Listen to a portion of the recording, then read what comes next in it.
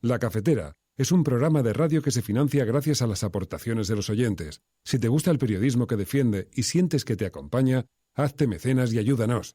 Infórmate en radiocable.com/mecenas. Hola a todas, Cafetera. Queremos compartir un aniversario muy especial. Celebramos 3 años ya como mecenas de la Cafetera de Radio Cable. Y con la renovación de nuestras 2 suscripciones, volvemos a aportar 2 granitos de arena más en apoyo a un periodismo que está al lado de la gente. Un periodismo de resistencia. Muy de agradecer en estos días. Un cálido abrazo, Cafetera, de parte de Doris y Luisco.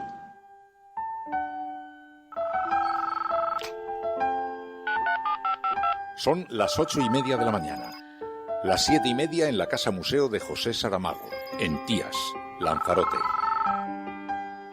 Buenos días, mundo. ¿Quieres un café?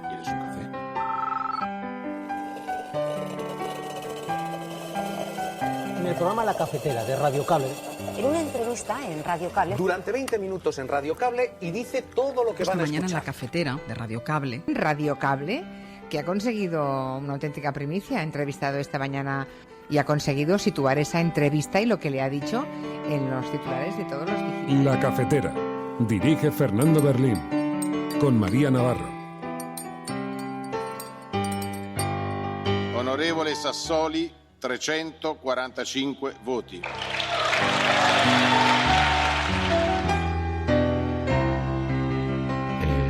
Ayer tuve ocasión de llamar al embajador en Venezuela y hacerle patente toda nuestra protesta y toda nuestra exigencia de que se aclare lo que pasó. Me comunicó, y así lo ha hecho público el Ministerio hoy, que 2 oficiales de la policía venezolana habían sido detenidos y acusados de homicidio. O sea que algo pasó, queremos saberlo, y desde luego estas son las clases de cosas que hacen inviable el mantenimiento de la actual situación. Nadie va a entender que después de la campaña de elecciones que hemos vivido hace unos meses, del esfuerzo que seguro que han hecho muchos electores de ir a votar y de ir a votar en un sentido determinado para frenar la agrupación de las 3 derechas, ahora no sean capaces de llegar a un acuerdo de gobierno. Con lo cual, lo raro, lo poco serio en este caso sería ir a una investidura sin haber dialogado, sin haber llegado a consensos, ¿no? Pero bueno, todavía hay tiempo. Nosotros hemos puesto hoy una propuesta encima de la mesa y a pesar de las reacciones rápidas de hoy del Partido Socialista, bueno, pues a lo mejor nos dicen otra cosa. Vamos a esperar, que como siempre estamos a la espera, ¿no? Esa propuesta se la hicimos en privado también, se la hemos hecho hoy pública. Vamos a ver si dicen algo.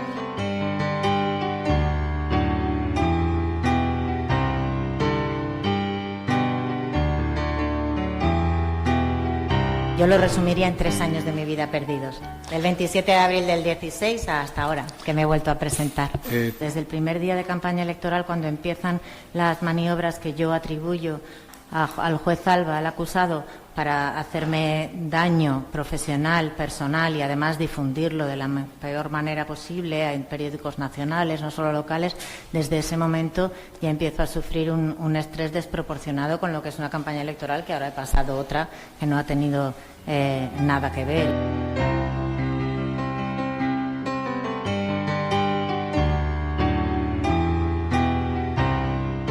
Carola sta bene. Carola oggi è una persona completamente libera. Io voglio credere che se il ministro Salvini si trovasse a bordo di una delle nostre navi in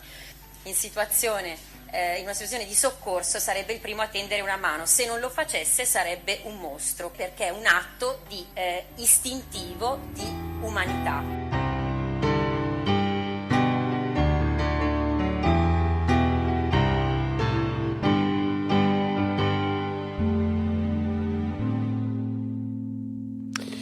Buenos días, cafetera.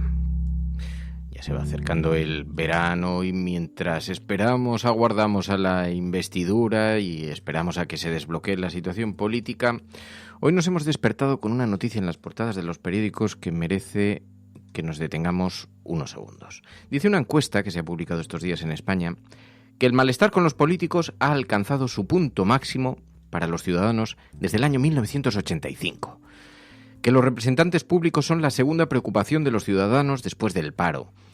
Y esto lo recogen, ya lo habéis visto, numerosos medios de comunicación, lo lleva en su portada el periódico El País, y ese diario cita como causas del malestar de la gente las cicatrices de la crisis económica, la sucesión de elecciones en los últimos tiempos y el bloqueo en la gobernabilidad. Podríamos achacar también al bloqueo de la situación política este enfado como hacen, aunque si miramos detenidamente las cifras comprobamos que el desencuentro entre la gente y los políticos no es nuevo y se remonta a los inicios de la crisis económica. Hasta hace una década la inquietud por los políticos solía rondar apenas el 10%, pero a partir de mediados del 2009, coincidiendo con el arranque de la gran crisis, ese porcentaje comenzó a crecer y la tendencia negativa no remite, dice el periódico El País. Como la crisis económica fue superada, la aparente inacción política ha ocupado ahora su lugar.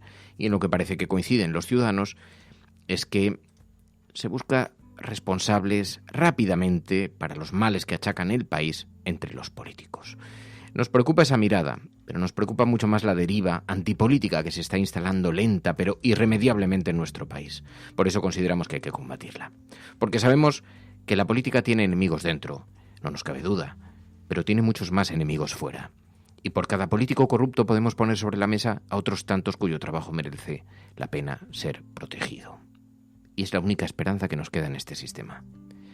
Estás escuchando La Cafetera. Si lo estás haciendo, no estás sola. Only with love we can achieve peace. Oh, yes, I know it. All the will take the old wise way. And the winter will never forget.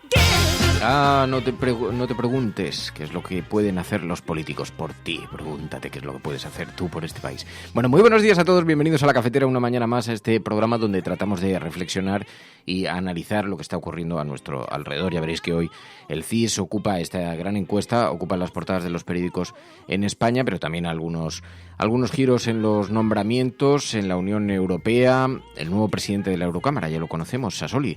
Ha sido nombrado el socialista Sassoli nuevo presidente de la Eurocámara. Y analizaremos también la manera en la que, las últimas horas nos han dado algunos titulares sobre la actualidad, aunque en unas horas en las que el mundo ha estado paralizado por la caída de WhatsApp, Instagram, Twitter, que ha presentado problemas en las últimas horas. Es que cada vez que ocurre una cosa de estas nos damos cuenta de lo hiperconectados, hiperdependientes que somos de las tecnologías. Ha estado bloqueado durante algunas horas para la desesperación de un montón de gente que veía como las fotografías, los mensajes de audio no funcionaban correctamente, no podían enviar, no podían recibir y daba muchos problemas de comunicación. María Navarro, María.es, muy buenos días. ¿Qué has hecho? ¿Qué has tocado? Muy buenos días. ¿Qué has tocado en las redes tacticismos. Es el hashtag que vamos a utilizar hoy, almohadilla, La Cafetera, tacticismos. Esos han sido los bots rusos. Los bots rusos que tienen bloqueados. Decidimos activarlos y ayer se volvieron locos. Hay un fallo en Matrix, que dice Pleistocénica. Bueno, muy buenos días a todos. Os pedimos que utilicéis este hashtag almohadilla, La Cafetera, tacticismos, que es el hashtag que están utilizando ya en Twitter numerosas personas que se van incorporando a esta hora, después de escuchar el resumen de sonidos que nos dejó la jornada de ayer, y os pedimos que utilicéis este hashtag como están utilizando ya Berka, muy buenos días, Hab Balfri, buenos días, dice, ay, la resistencia, retaguardia, y buenos días a Vicky Rosell, que ahora se revive su persecución, de la que afortunadamente pudo y supo salir, pudo y supo destapar además. Bueno, pues hoy es jueves y hablaremos con Emilio Silva también de la memoria histórica. Ya lo sabéis que los jueves echamos la mirada también atrás para intentar explicar las raíces de por qué estamos donde estamos, y hablaremos de desaparecidos, porque hoy está en Sarajevo en un encuentro que se está celebrando allí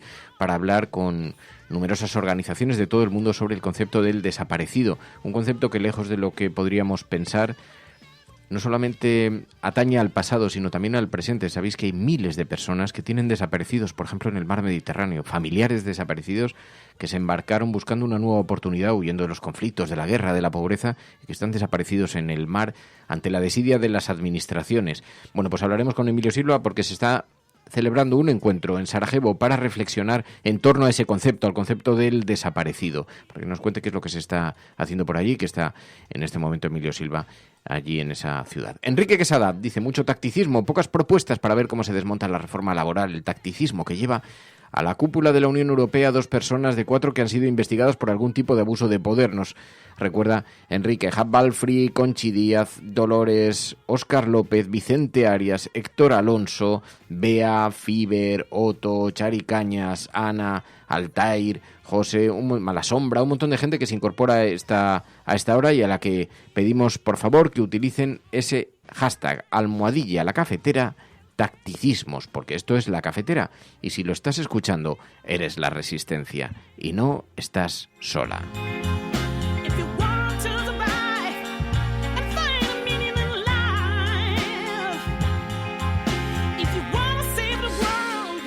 Y nos dice Alberto Martínez: Pedro Sánchez dice que sigue queriendo gobernar en solitario. Dice: hombre, pena que no tenga mayoría absoluta. O la tiene y yo no me he enterado. Seguirá haciendo elecciones hasta que consiga la mayoría absoluta, pero lo conseguirá. Es que esta reflexión que haces, Alberto, en la que allí donde sitúas el foco es precisamente donde ha situado el foco las portadas de los periódicos, porque el CIS, esa gran encuesta que tiene lugar en nuestro país, ha recogido algunas cifras, algunas opiniones de los ciudadanos que colocan, dice el periódico El Mundo, como un mecanismo de presión a esta encuesta para la investidura. Según el periódico El Mundo, Sánchez presiona a Podemos con el CIS más manipulado. También La Vanguardia: el CIS refuerza a Sánchez y eleva la presión sobre Iglesias. También el periódico La Razón: Tezanos hace historia. Más del 90% iría a votar para que arrase Sánchez, dice ese CIS. Y también en el periódico El País, esta otra perspectiva: el malestar con los políticos alcanza su máximo desde 1985 y esto lo atribuye el periódico El País al bloqueo político. También hace su pequeño ejercicio de presión la portada de el diario El País para que se desbloquee la situación. Bueno, pues vamos a verlas detenidamente, las portadas de los periódicos, y lo analizamos. Escuchas La Cafetera.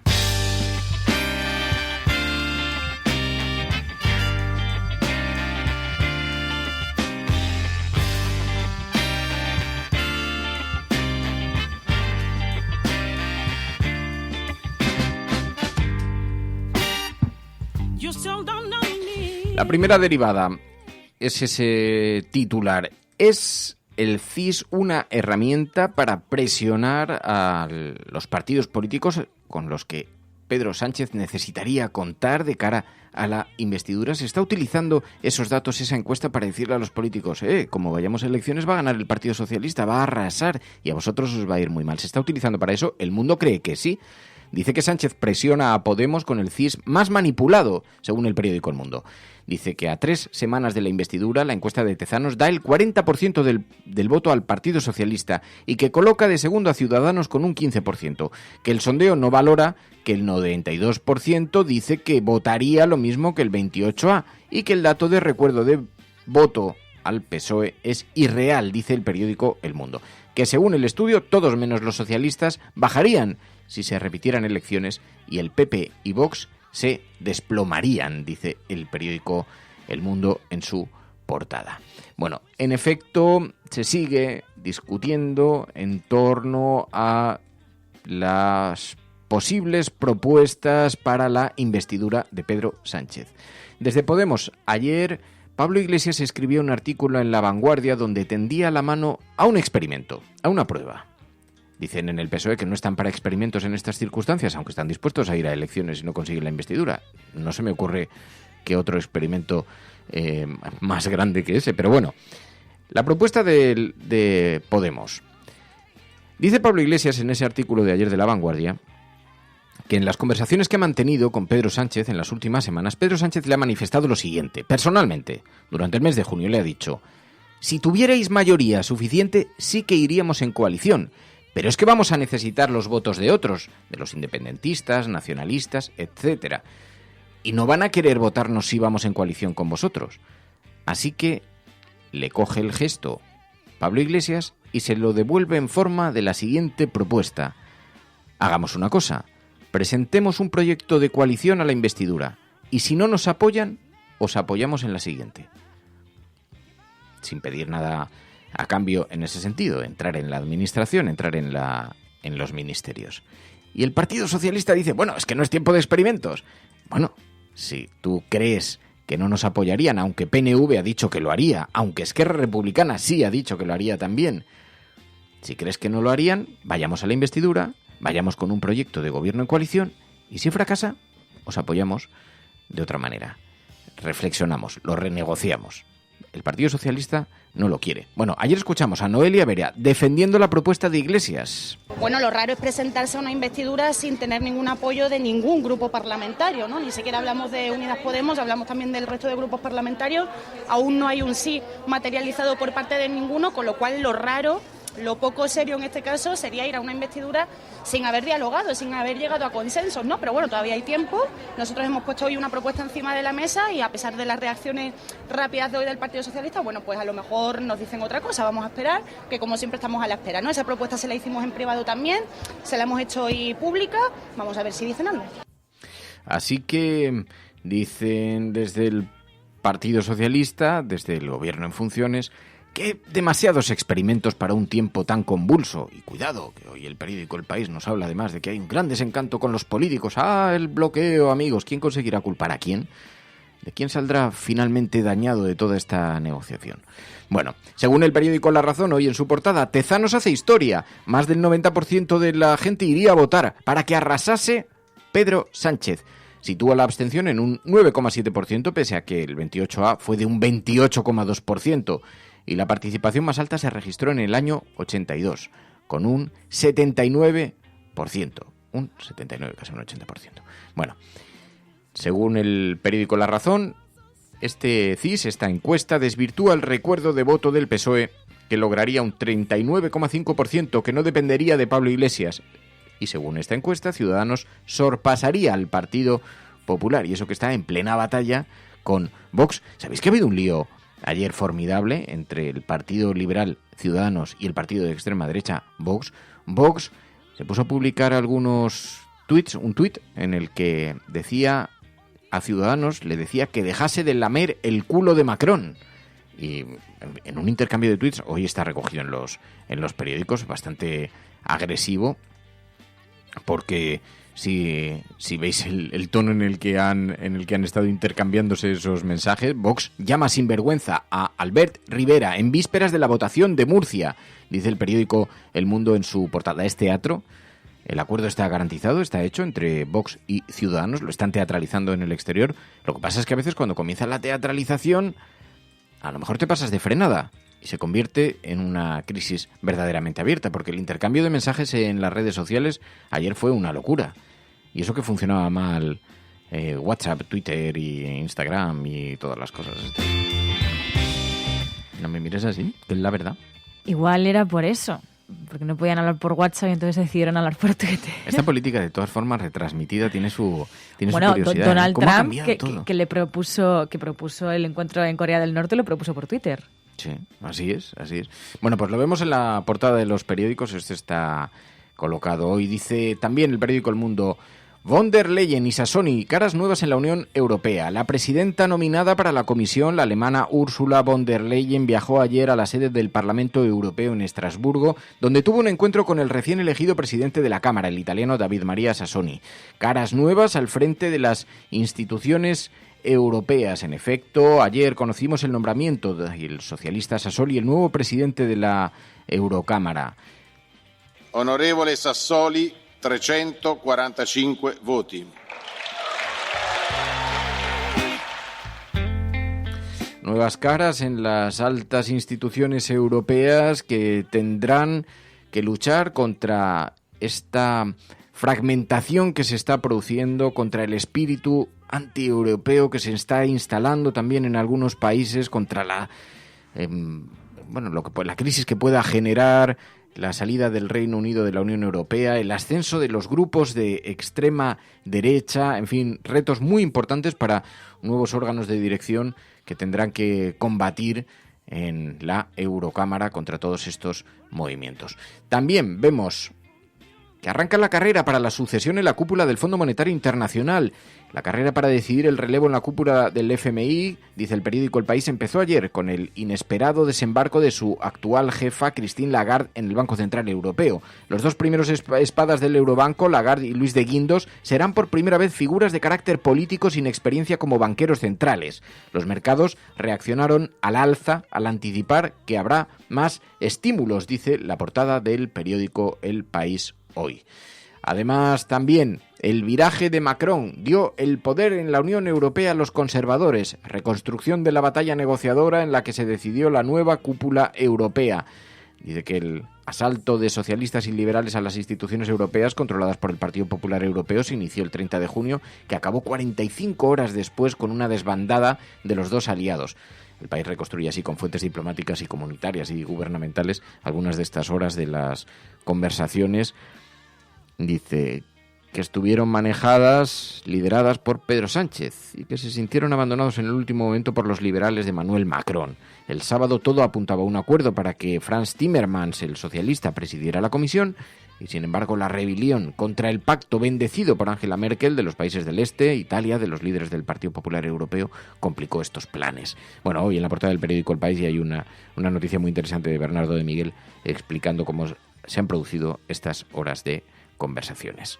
Así que, bueno, y además, escuchamos ayer a Vicky Rosell. Os leí antes un mensaje de...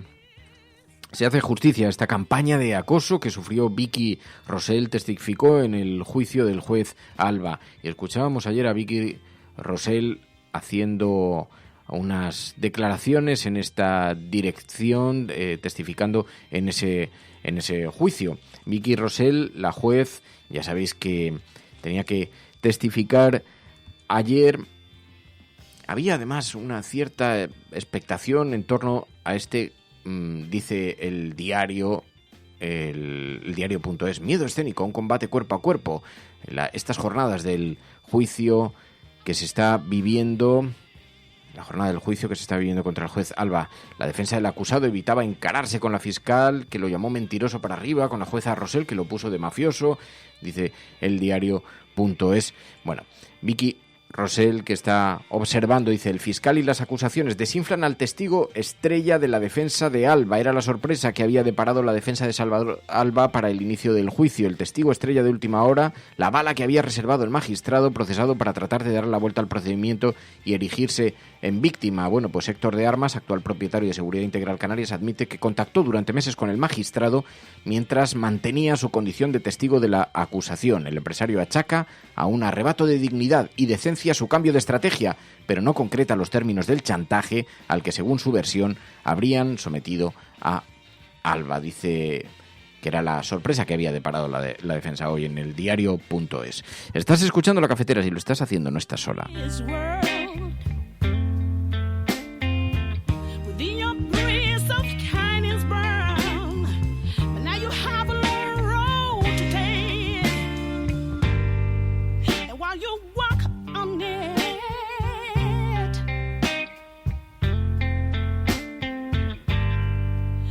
For your own fate, how tough it is. Yo lo resumiría en 3 años de mi vida perdidos. Del 27 de abril del 16 hasta ahora, que me he vuelto a presentar. Desde el primer día de campaña electoral, cuando empiezan las maniobras que yo atribuyo al juez Alba, al acusado, para hacerme daño profesional, personal y además difundirlo de la peor manera posible en periódicos nacionales, no solo locales, desde ese momento ya empiezo a sufrir un estrés desproporcionado con lo que es una campaña electoral, que ahora he pasado otra que no ha tenido nada que ver, y yo pienso todo el tiempo que es por favorecer a mi rival electoral directo, que es José Manuel Soria, y por perjudicarme a mí, pero de una manera que me parece que, bueno, pues desmesurada. Y resumió en estos 40 segundos la campaña de acoso a la que ha sido objeto Victoria Rosell. La jueza aseguró haber vivido una pesadilla por las maniobras de un magistrado y que a su juicio participó en una conspiración que tenía como finalidad contribuir a la querella del exministro, a la querella que había interpuesto el exministro contra ella, el exministro Soria. Jamás nos dieron explicaciones de cómo un informe reservado acabó en manos de Soria.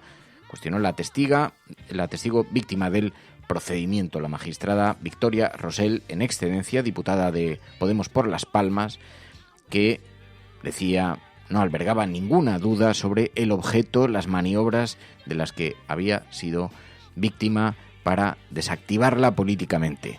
Bueno, Victoria Rosell.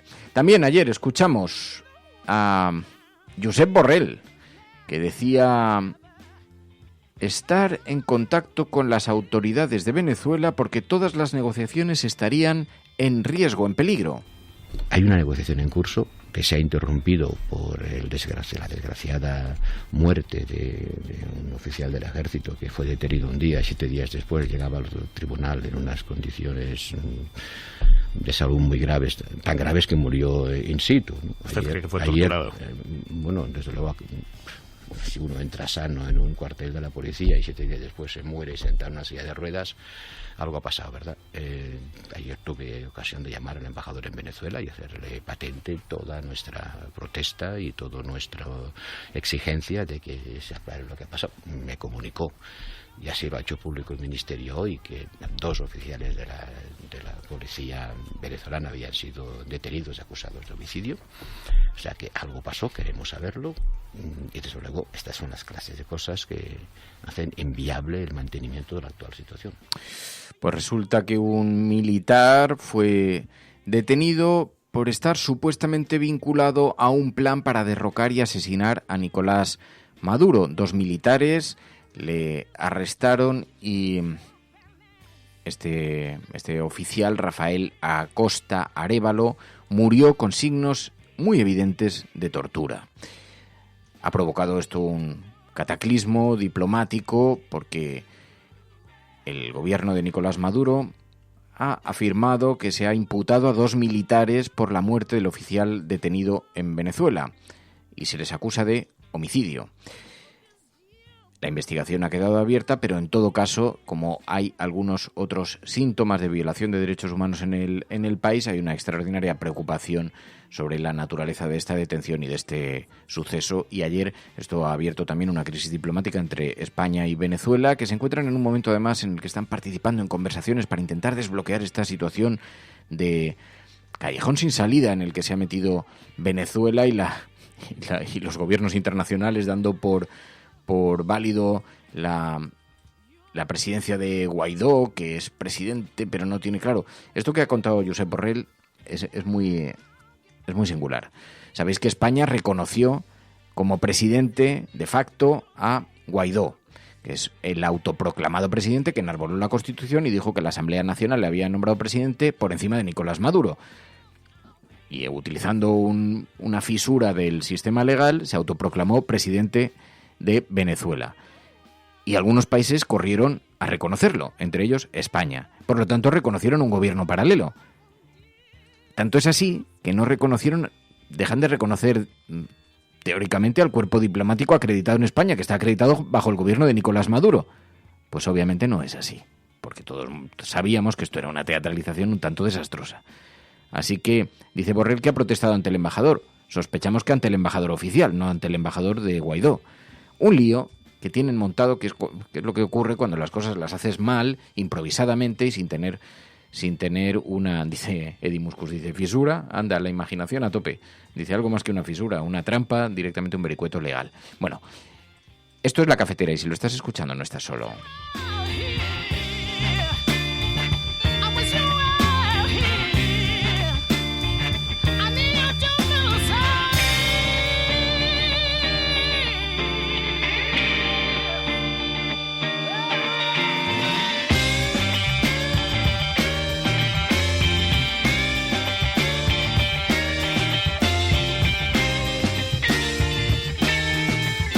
Bueno, ya sabéis que hoy es jueves. Los jueves en el programa abrimos un paréntesis, abrimos un espacio para hablar de memoria histórica con el presidente de la Asociación para la Recuperación de la Memoria Histórica, con Emilio Silva. Porque para comprender el presente hay que conocer el pasado y para evitar sus errores hay que reflexionar en torno a ello. Estás escuchando La Cafetera. Españoles. Franco ha muerto. Por cierto, aquí ha habido una masacre, cambio. Oye, pero de verdad una masacre, ¿eh? El hombre de excepción, que ante Dios y ante la historia... ¡Quiete todo el mundo! ¿Quiénes? Que acaban de ocupar el Parlamento. ¿Quién lo dice esto? Coño, yo que lo acabo de oír. Amigo, tú eres un mierda. ¿Por qué? Porque no has creído nunca. Joder, qué bárbaro, oye. No has creído nunca. Estoy impresionado. No has creído nunca. Todos contra la reacción. Todos contra el fascismo. Confirmo que he ordenado a las autoridades civiles y a la Junta de Jefes de Estado Mayor que tomen todas las medidas necesarias para mantener el orden constitucional. Es que creo que nosotros estamos para mirar al futuro, para encargarnos de los problemas de las personas, de los vivos, y para dejar a los muertos que descansen en paz. Oír a un cura... Emilio Silva, muy buenos días. Buenos días a toda la resistencia. Bueno, estás en Sarajevo, donde se está celebrando un encuentro con organizaciones de derechos humanos para hablar sobre desaparecidos en todo el mundo, ¿no? Sí, estoy en un encuentro organizado por el Comité Internacional de Cruz Roja, en el que ha reunido a gente de los 5 continentes, que son organizaciones o de defensores de derechos humanos o de familiares y víctimas de la desaparición forzada, para intercambiar experiencias y ver un poco, después de que la comunidad internacional lleva unos años en estos procesos, ver un poco, evaluar esas experiencias y ver qué nuevas necesidades están surgiendo, ¿no?, ante la situación internacional. Claro, entiendo que estando allí Emilio Silva, que eres el presidente de la Asociación para la Recuperación de la Memoria Histórica, se va a colocar el foco en España, ¿no? Bueno, es una parte, yo he hablado, porque lo que les interesa a muchos países de los que están aquí es la perspectiva de una sociedad que ha dejado pasar mucho tiempo y que ahora mismo está buscando a sus desaparecidos.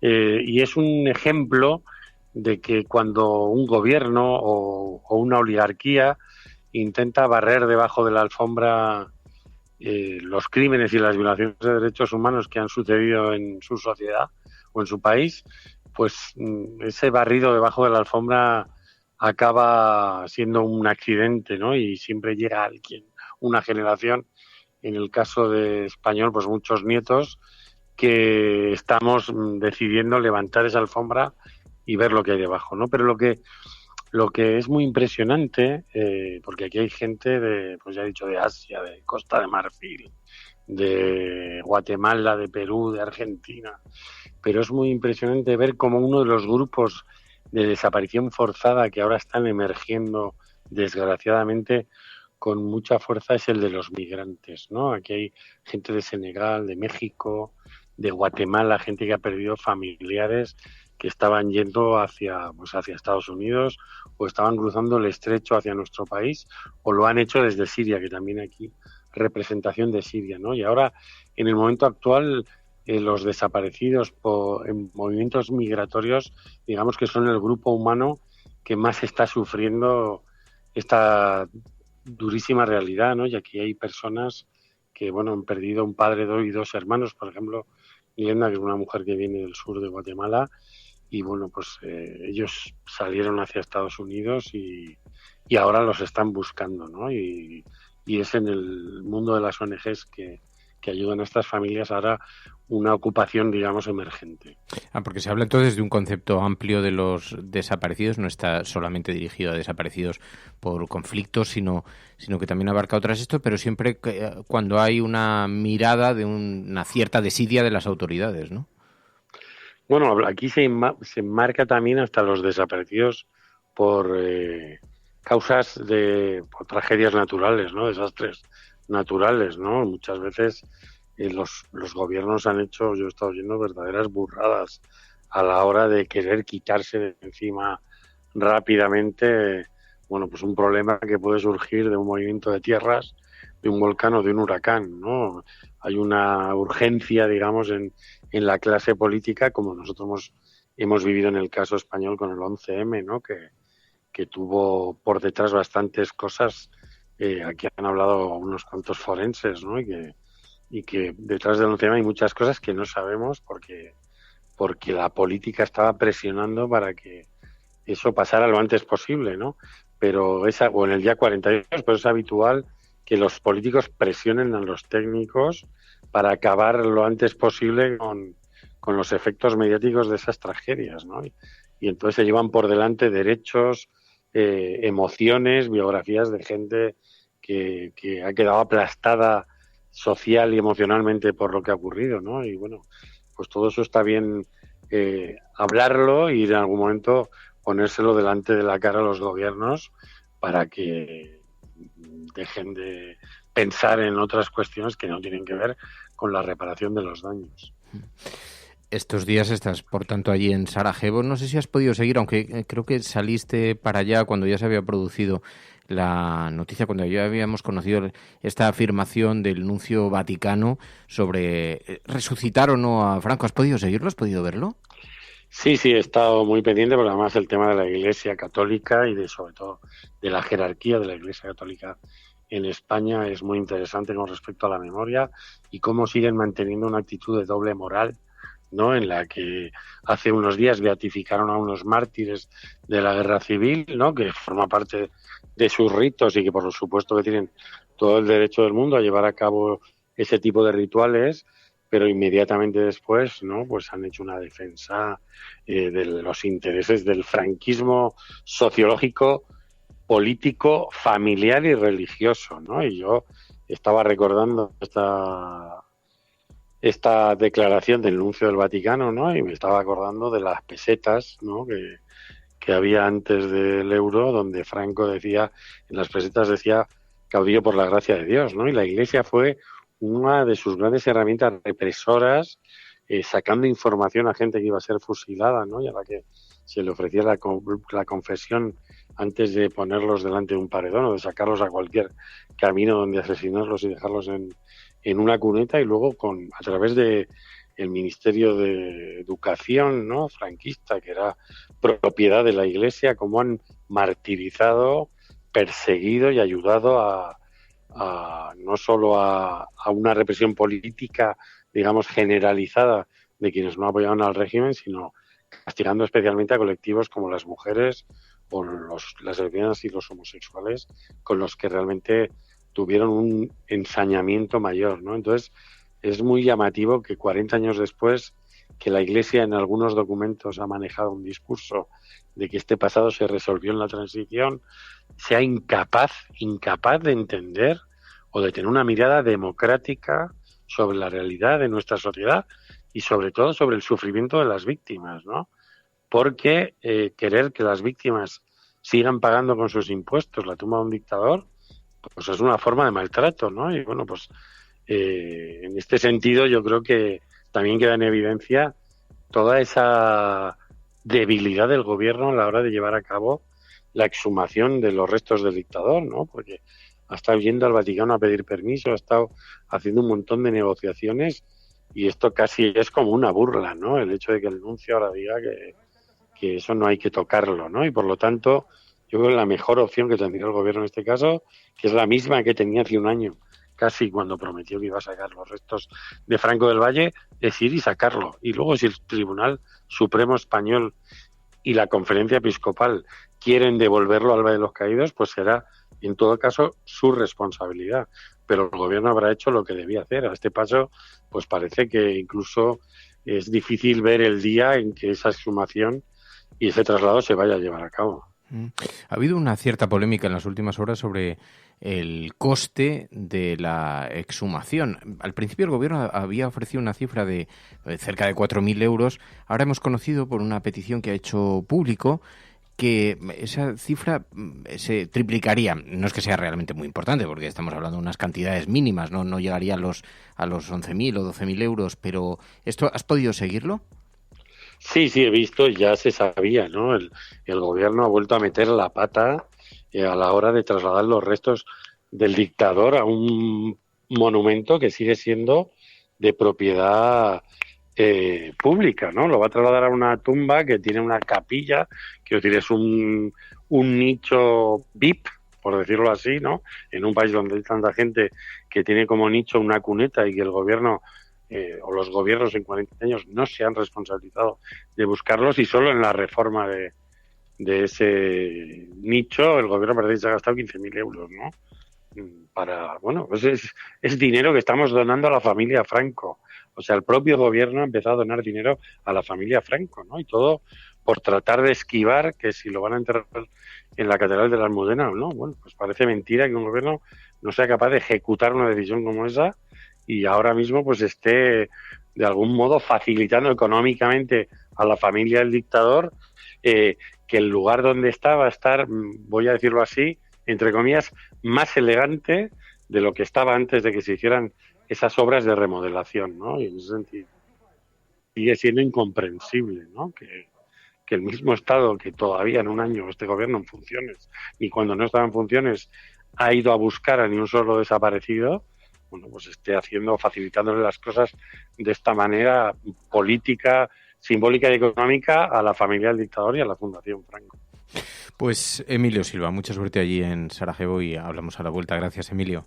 Abrazos a todo el mundo. We will make America safe again. Ante Dios Todopoderoso, Venezuela. Por ahí hay un payaso.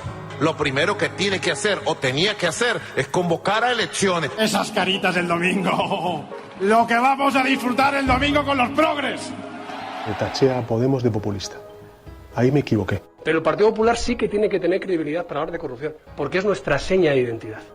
Y aprovecho la ocasión para invitarte a que acudas al acto de presentación de Vox en Barcelona. Pues este jueves, no sé si estaré yo, pero alguien de Ciudadanos seguro que acude, porque la cordialidad, de verdad, o sea, no es porque estemos, la gente que nos conoce fuera del plató sabe que esto ha sido siempre así. El cielo no se toma por consenso, el cielo se toma por asalto. Yes, we can. Yes, we did. Vamos a proceder a la exhumación de los restos del dictador Franco del Valle de los Caídos. El enemigo es Daesh, el terrorismo yihadista. Más allá de la agenda setting está la agenda de los oyentes de la cafetera. Buenos días, cafeteros. Buenos días, cafetera. Buenos días, mundo. Creo que la revolución dicen que será feminista o no será, y yo apunto, además, que será ecologista o no será. Hagamos que se nos oiga. Hagamos que se nos conozca. Buenos días, Resistencia. Buenos días, cafetera. Buenos días, Resistencia. Os hablo desde Atenas, donde vivo y trabajo desde hace más de 3 años, cuando empezó la mal llamada crisis de los refugiados. Buenos días, cafetera. Buenos días, cafeteros. Muy buenos días, Resistencia. Os saludo desde Miami. Tu colaboración es importante. Ayúdanos retuiteando la dirección de este programa. radiocable.com. Bueno, pues es que estaba mirando porque os iba a recomendar un artículo que hay hoy en la portada del periódico El País. La verdad es que es muy interesante, sobre el algoritmo de YouTube. Dice el periódico El País que el algoritmo nos presenta... La verdad es que el artículo es muy bueno, es de Jordi Pérez Colomé, y entonces han hecho un experimento y dice que la plataforma de vídeos escoge contenido extremo, aunque esté repleto de bulos. Por ejemplo, negacionistas con el cambio climático, vídeos, te recomienda la plataforma cuando le pones NASA, Luna, te recomienda vídeos pues negacionistas con que si el hombre no llegó nunca a la luna o que la Tierra es plana, es decir, vídeos escandalosos y tal, y genera eso, pero en realidad está generando una gran desinformación. Y entonces me ha llamado la atención esta mañana porque cuando el titular es "Así caemos por la espiral tóxica de YouTube", y cuando lo he abierto esta mañana tenía en su portada una fotografía de Federico Jiménez Los Santos, y entonces he pensado, joder, el periódico El País, menudo caponazo le ha metido a Jiménez Los Santos. Pero es que ahora entro en el periódico y ha desaparecido. Es el fenómeno paranormal del... Yo me imagino que ha debido haber lío esta mañana. Ha sido sustituido, pero además yo creo que ha sido víctima de su propio artículo, ¿no? Bueno, es una anécdota también, ¿no? A ver, es una anécdota, claro. No tiene ninguna importancia, el artículo está francamente bien, sí. Pero me llama la atención, yo me imagino que si Jiménez Los Santos de pronto se ha visto en un que artículo no del se ha cambiado País, por casualidad. En un artículo del periódico El País donde se habla de la espiral tóxica de YouTube y se ve su fotografía en la portada, pues habrá tardado 2 minutos. Entonces, en la fotografía de portada es una composición de imágenes de varios vídeos de gente, pues de negacionistas, de gente un poco friki que anda por las redes, y entre ellos estaba Federico Jiménez Los Santos. Y cuando lo acabo de ver ahora, que de pronto desapareció, le pregunto a María, joder, mira lo que pasa, y me dice, no, si yo le había visto también, así que no ha sido producto de mi imaginación. Yo creo que era el único personaje que conocía de esa imagen, sí. Pues ha desaparecido de la... Los misterios del YouTube. De la tecnología. Bueno, pero en todo caso ya sabéis que con esta sintonía se distingue el espacio en el que vosotros enviáis noticias que creéis que tengan protagonismo en los medios de comunicación, que consideráis que tienen que tener espacio en los medios de comunicación y que generalmente quedan sepultados por los periódicos, y nos hacéis llegar a lo largo del programa vuestras recomendaciones. Y hay algunas noticias que nos llaman mucho la atención. Están algunas organizaciones no gubernamentales, Survival, están llamando la atención sobre la forma en la que miles de buscadores de oro están invadiendo el territorio Yanomami en el norte de Brasil. Es una noticia que es muy importante porque son los sin voz. Los Yanomami se encuentran siempre sometidos a las empresas madereras, siempre supeditados a los grandes intereses de las compañías hidroeléctricas, gigantescas multinacionales que explotan los recursos de los lugares en los que viven y van siendo expulsados de sus tierras. Bueno, pues ahora tienen un nuevo frente derivado de los buscadores de oro que están invadiendo sus tierras en el norte de Brasil, lo denuncia Survival. Claro, y además el problema ya no es solo la invasión como tal, sino también cómo está influyendo incluso en la propia salud de estas personas, ¿no? Dicen que hasta 10.000 buscadores de oro han invadido la tierra y lo que han hecho también es provocar casos de malaria e incluso también contaminar con mercurio muchos de los ríos. Aseguran además que los mineros están levantando asentamientos y pistas de aterrizaje y que además están envalentonados por el respaldo del presidente Bolsonaro. También culpan de esta invasión, también culpan el hecho de que haya habido la muerte de 4 niños y también, encuentran las causas en esta invasión de las tierras. También presionan al gobierno y lo han hecho además con la mayor protesta que ha tenido lugar jamás, dicen, por los derechos de los pueblos indígenas. Las cifras que dan, además, son que un 20% de la población Yanomami de Brasil murió por enfermedades que propagaron los propios buscadores de oro a finales de los 80 y principios de los 90. Y de lo que están alertando ahora mismo es de eso mismo, de cómo esa invasión puede estar afectando a la salud de la propia población. Incluso, lo vinculan a la muerte de 4 niños, porque efectivamente dicen que esa invasión está influyendo en la propagación de casos de malaria y también en la contaminación con mercurio de muchos de los ríos. Pues esta es una de las informaciones sobre la que pedís que prestemos atención, pero también la precariedad en la educación. En verano van a ser despedidos más de 50.000 profesores interinos. Nos lo pedía que pusiésemos el foco Berka, oyente de este programa, y nos hablaba precisamente de esa situación en la que se encuentran los interinos, los profesores interinos, que suponen el 24% de los profesores en España, así que no es bastante reseñable destacarlo. Son el 24% de los profesores en España. Dicen que en el mejor de los casos los contratan en septiembre y los despiden en junio, y que es uno de los sectores que más despidos registró a lo largo del mes pasado.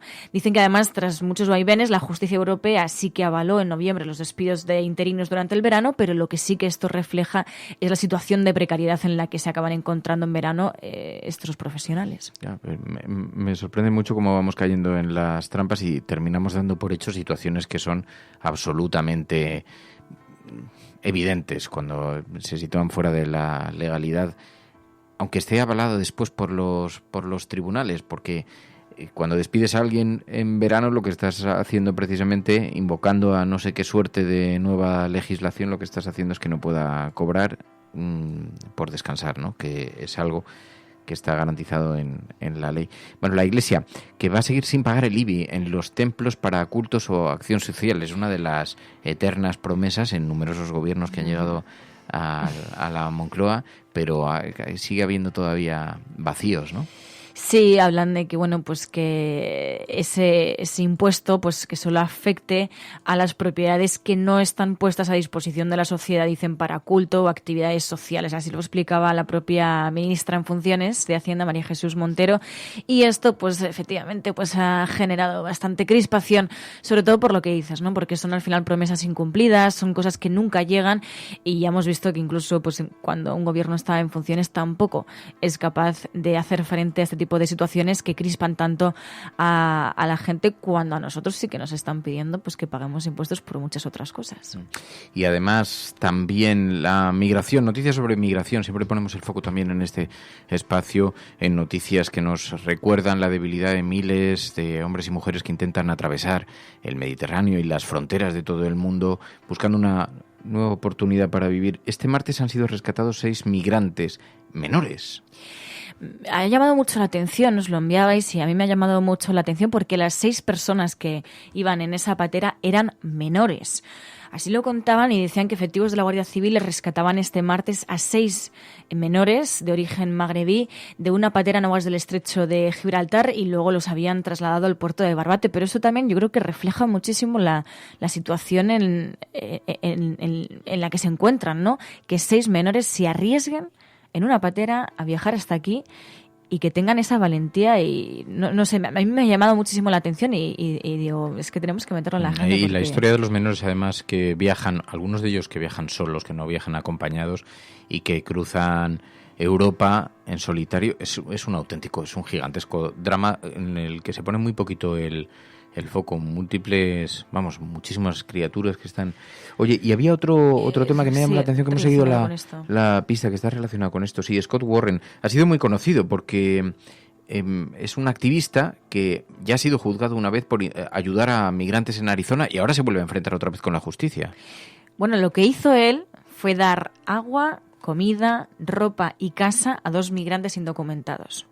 Y por eso le van a juzgar por segunda vez. Además lo destacaba Democracy Now! Y nos lo enviabais varias personas.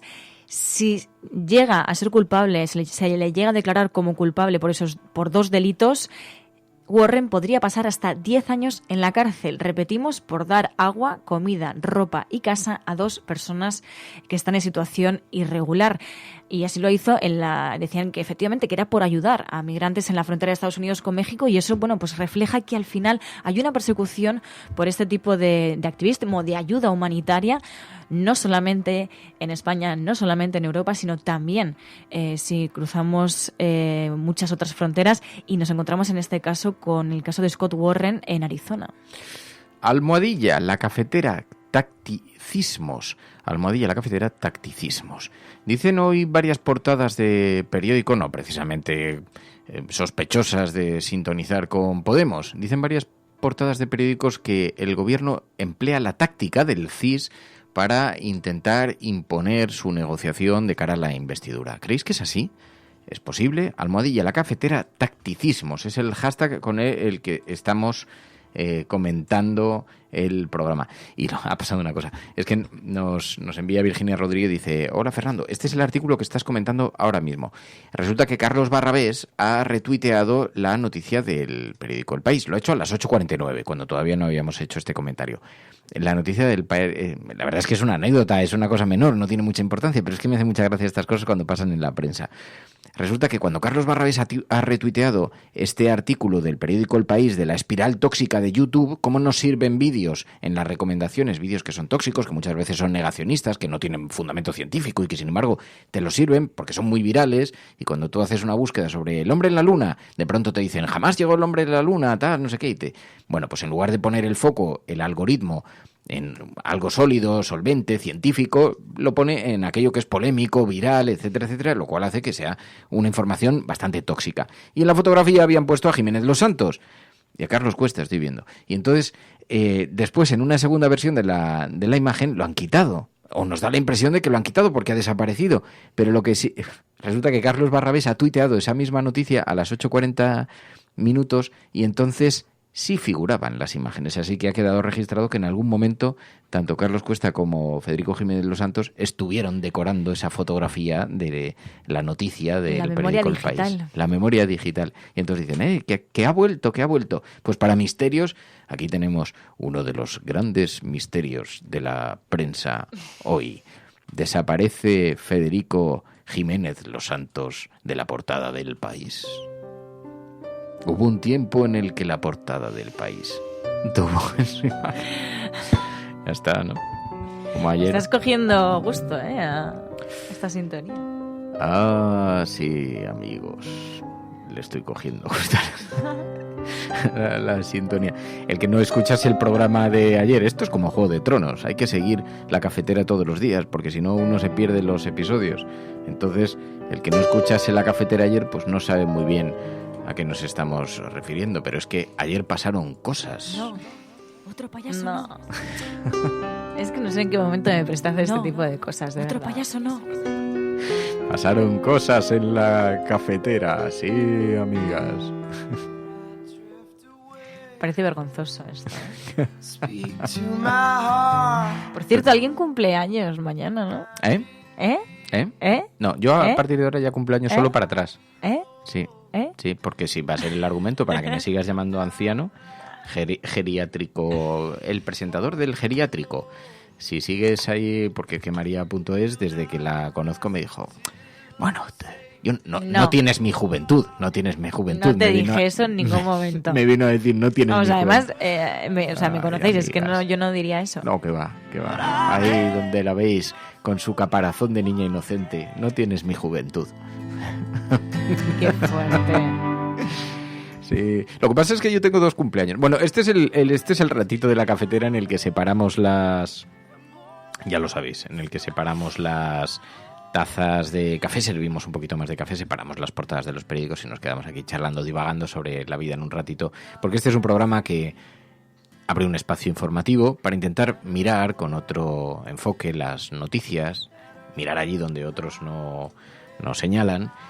Y luego también tenemos un ratito donde, bueno, sirve como herramienta de compañía para un montón de gente que se encuentra sola, que se encuentra en hospitales, que se encuentra pues pasando por tránsitos de alguna naturaleza o en soledad, en sus apartamentos, en otros países. Y entonces nos dicen que el programa se convierte también en un elemento de compañía muy importante y eso nos llena de satisfacción y de orgullo. Orgullo y satisfacción. Sí. Otro payaso no. Entonces terminamos divagando y haciendo chorradas. Sí, como eso esto. lo voy a acabar borrando de dentro. Tiene importancia. Y entonces este es el espacio de la improvisación. Somos el jazz de la radio. El lugar donde charlamos simplemente de la vida. Y se incorpora además a esta hora Pilar de la Peña. Buenos días. Hola, buenos días. Y María.es oye voces de payasos. Ahí lo dejo.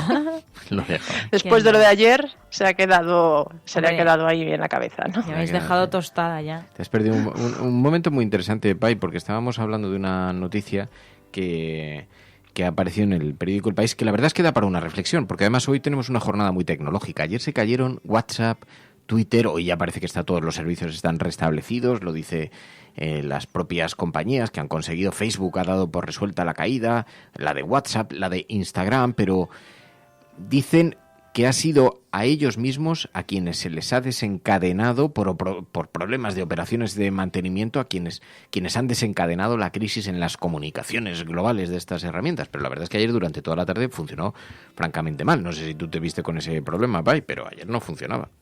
No, se vio mi hija. Yo no tuve problema. Pues eso sí que es crisis familiar, eso sí que es gordo. Eso sí que no es una broma. Sí, no, pero vamos, ella fue la que me lo dijo. Yo no me había dado cuenta, la verdad. O sea, no... Pues a partir de cierta hora intento limitar al máximo mi contacto con la tecnología y me centro más en la naturaleza. Lo que es la observación, mirar las hojas de los árboles así con la boca abierta y con baba cayendo por un lado. No, es broma. Pero... Bueno, pues ha habido una hecatombe tecnológica, pero entonces esta mañana, mirando las noticias, había una en la portada del periódico El País que la verdad es que me ha parecido muy interesante porque nos sirve como motivo de reflexión para esta sobremesa cafetera. Resulta que YouTube, en su algoritmo, cuando tú buscas vídeos, te sirve vídeos que son, ya lo sabíamos por el funcionamiento de otros algoritmos, otras redes sociales, ¿no? Pero vídeos que son muy virales. Entonces, si tú buscas, por ejemplo, el hombre en la luna, en lugar de presentarte pues todas las imágenes de la NASA, todo eso queda un poco sepultado por teorías de la conspiración, el hombre nunca llegó a la luna, vídeos de youtubers que cuestionan pues todo planteamiento científico, gente que habla de la Tierra plana y memeces de estas. Y entonces, que los hay. Y claro, hay mucho. Si te pones a buscar... Y son virales, además, que es lo peor. Y además dice el periódico El País, es un artículo muy interesante de Jordi Pérez Colomé.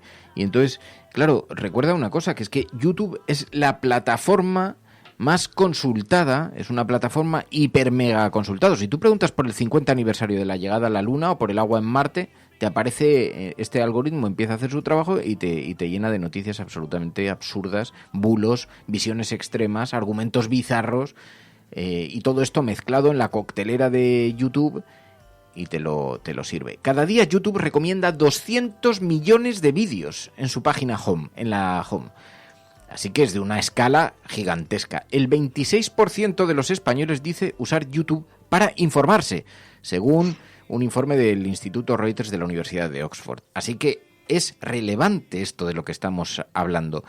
porque ahí sí que se construye una cierta cultura popular. Y entonces nos llamaba la atención porque la imagen que decoraba esta noticia parecía Federico Jiménez Los Santos y Carlos Cuesta, pero no sabemos, han desaparecido de la home. De pronto, en 2 horas que lleva publicado esto, bueno, no sé a qué hora lo habrán publicado, aquí pone a las 8:35 de la mañana, pero yo cuando lo he visto esta mañana, y le ha pasado lo mismo a María.es, nos hemos quedado un poco sorprendidos que metiesen entre las fake news y las exageraciones y las tal a Jiménez Los Santos y a Carlos Cuesta. Bueno, pero... a mí no me ha sorprendido porque... Bueno, te ha sorprendido que se atrevieran, ¿no? Sí, claro, pero no me parecía descontextualizado, vamos. Así que lo que pasa es que algunas personas que han enviado a Twitter la noticia se ha enviado con la captura de la pantalla. Por ya ejemplo, la has liado, Fer. Ha ocurrido con Carlos Barrabés. Entonces ahí sí aparecen Federico Jiménez. Vuelven a aparecer, van y vienen. Ay, es una cosa... Sí. Pero lo interesante también de este tema, que además es muy cierto y creo que en las nuevas generaciones todavía más. Es verdad que YouTube es una de las grandes fuentes de información y de conocimiento, ¿no? Las generaciones más jóvenes directamente recurren a YouTube para saber y para conocer y para informarse de muchísimas cosas. ¿Cuál es el criterio de este algoritmo? En realidad, ¿habría que intervenir en este asunto? ¿Es posible intervenir y es posible fijar un criterio en el que nos pongamos de acuerdo qué vídeos deben ser recomendados? Porque está claro que hay un criterio que se aplica por el hecho de que eso, si buscas el 50 aniversario de la llegada del hombre a la luna, te aparecen determinados vídeos por encima de los oficiales. Realmente plantea un debate, ¿no? Es un poco como lo del coche autónomo, es decir, claro, la inteligencia artificial tienes que introducirle parámetros para que decida qué es preferible, ¿no? Si en caso de accidente atropellar a un peatón o salirte de la carretera, pues todo este tipo de debates éticos está claro que con el uso tan expandido de la tecnología que se está haciendo ahora se van a dar cada vez más y es importante además que por lo menos se sepa y se piense en ello. Claro, lo que pasa que es lo que pasa cuando buscas... Además, a mí no me gusta nada el buscador de YouTube porque al final me acaba dando resultados que no estaba buscando, ¿no? Por aquí decía Xavi Gracia, dice, ni se os ocurra buscar temas de feminismo y clicar nada de hombre blanco hetero, porque claro, también te pasa eso, ¿no? Que vas a buscar algo y te sale totalmente algo que es totalmente lo contrario, ¿no? Y luego muchas veces hablamos de por qué hay crispación en la sociedad, de por qué estamos tan polarizados. Bueno, es que yo creo que las redes sociales con este tipo de algoritmos también ayudan a polarizarnos, a reafirmar nuestras ideas y a no ver que hay otras ideas que tenemos que valorar, que tenemos que pensar que no todo el mundo tiene que pensar como nosotros, que tenemos que empatizar con el de enfrente, y creo que también en eso las redes sociales están influyendo muchísimo, están polarizando a la sociedad muchísimo más. Dice Paco, yo ya paso de buscar vídeos de política en YouTube porque al final todo acaba en Federico. Esto es una cosa llamativa, porque luego algunos de estos personajes logran una viralidad increíble. Hombre, claro, verdad, si empiezas a decir barbaridades. Es claro. verdad que efectivamente el discurso... Lo interesante es por qué ayuda, ¿no? sucede eso. Bueno, dice Escolástica, bueno, también porque nos mola ver chorradas, las chorradas que se pueden contar, que no es tan poco porque se busquen referencias de credibilidad. Lo que pasa es que hay gente, bueno, pues si tienes un mínimo de cultura general, pues no se te ocurre cuestionar la llegada del hombre a la luna o si la Tierra es plana. El problema es que, claro, no todo el mundo busca con ese criterio ni con esa predisposición. Hay gente que es que está predispuesta a creerse la soberana estupidez mayor que se encuentra, ¿no? Y entonces ahí es donde está el riesgo. O una criatura, o sea, cuando los críos buscan alguna información sobre el hombre a la luna, pues le ayudas a configurar el discurso viendo imágenes de supuestos teorías de la conspiración. Bueno, es que YouTube tiene muchísimas teorías de la conspiración. Yo creo que ahí cualquier conspiranoico se puede tirar, 12 horas continuamente en YouTube. Pues, y retroalimentándose, sí, ¿no? Sí.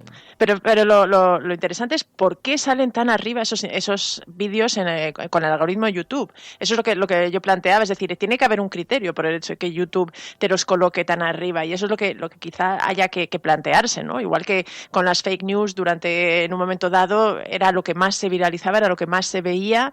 Todo esto que ha sido muy pensado, pues muy protocolizado por las distintas plataformas, tiene un sentido, y ahí es quizá donde habría que que presionar o al menos cuestionar o al menos que se hicieran públicos los criterios por los que esto sucede. Luego, ahora que hablabas, también recordaba, ayer había un artículo bastante interesante también en El País, creo que era sobre este chico que era hijo de unos padres que no quisieron vacunarle y que a los 18 años, contra el criterio de sus padres, se fue a vacunar porque se dio cuenta él mismo, pues informándose a través de Internet, que la postura de sus padres era totalmente inconsistente. Y entonces explicaba que cuando hablaba con su madre intentaba explicarle que había visto en Internet pues la eficacia de las vacunas, que por qué ellos no habían decidido no vacunarle.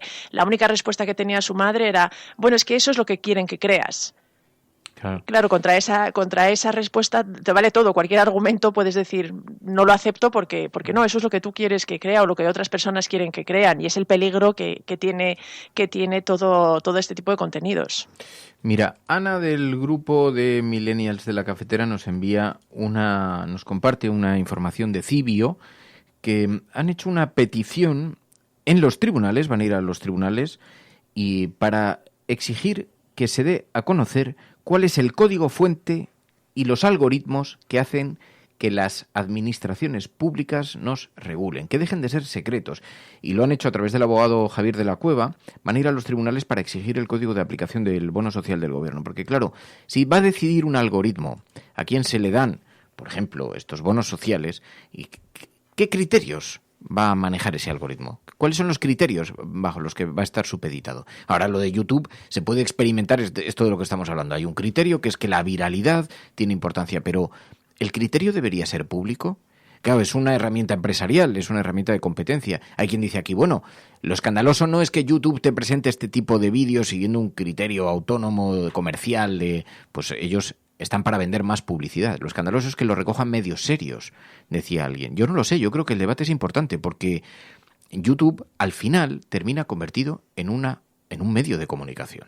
Y como medio de comunicación tiene una responsabilidad social, porque tiene una capacidad gigantesca, como no ha existido nunca en la historia de la humanidad, para difundir ideas.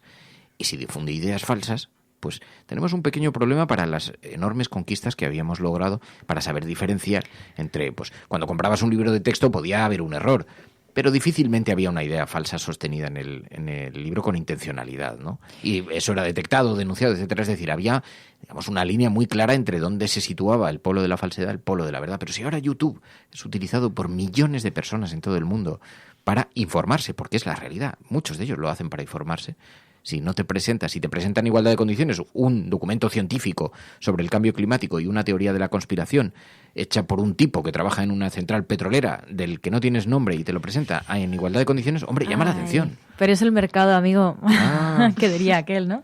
Al final el algoritmo está marcando la agenda de temas que nos van a preocupar a la opinión pública y lo está haciendo en función de sus criterios. Claro, no lo está haciendo en función de un criterio de interés público, claro. Entonces, veremos cómo va influyendo también todo eso, ¿no? En la propia opinión pública.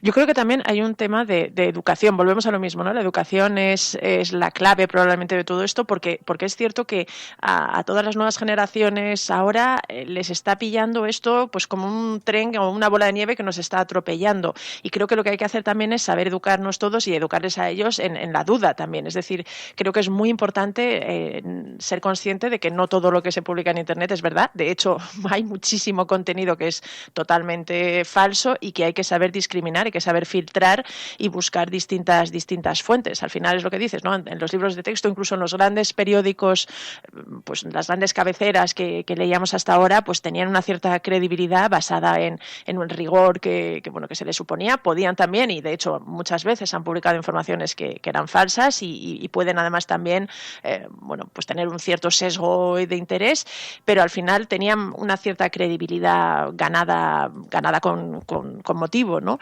Ahora es verdad que al democratizarse todo eso, pues se amplía muchísimo el círculo y también hay que saber que esta situación está ahí. Quizá también pase por ahí, ¿no? Por la formación de toda la audiencia y para saber un poco discriminar y filtrar qué contenidos les das credibilidad y cuáles por lo menos pones en duda. Claro, pero decías, se ha democratizado la información, pero también podemos caer en la dictadura del clic, ¿no? Que es un poco lo que dice por aquí José Cuñán. Dice, el clic es lo único que importa en medios y en vídeos. Todos ganan, como en la televisión, ¿no? En la televisión es la audiencia, pero en esto es el clic. Y creo que estamos, bueno, ya lo vemos cada día, esa dictadura del clic, ¿no? A la que se somete pues a medios de comunicación, a las propias redes sociales, propios influencers, ¿no? Y cómo eso también nos está influyendo en cómo estamos viendo el mundo, en cómo pensamos sobre el mundo. De hecho, es especialmente preocupante las portadas de los grandes medios, que decía antes que hasta ahora gozaban de credibilidad, y ahora si vas a cualquiera de los principales de España, y no solo de España, es decir, de otros países, realmente el contenido de clickbait que llaman, es la cantidad de contenido de este tipo que tienen, asusta un poquito. En los digitales, desde luego, es muy frecuente ver titulares sobre noticias del corazón o noticias sobre programas reality de televisión en los digitales que están invocando tu clic, tu llamada, pero esto es que está empezando a saltar también a las portadas impresas.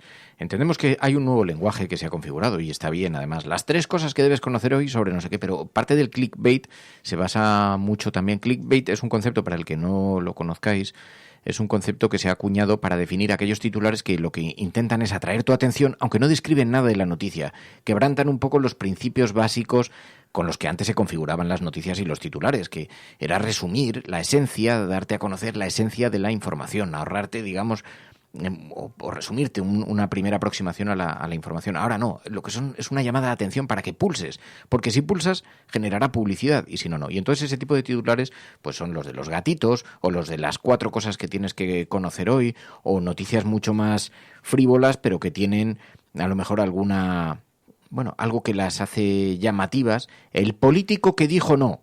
Dices, bueno, pero no te está resumiendo absolutamente nada, no te está... Hoy hacía... Juan Pablo Bellido, JP Bellido en Twitter, ponía una portada de 5 días y dice: es increíble cuando el clickbait llega a las portadas de la prensa escrita, se nos está yendo de las manos, amigos. Y entonces, en efecto, pone una captura de la portada de un periódico de 5 días escrito donde dice: el multimillonario que ha hecho la mayor compra al Corte Inglés. Y ese es el titular en la portada de 5 días. Claro, ¿a qué te invita eso? ¿Quién será el multimillonario?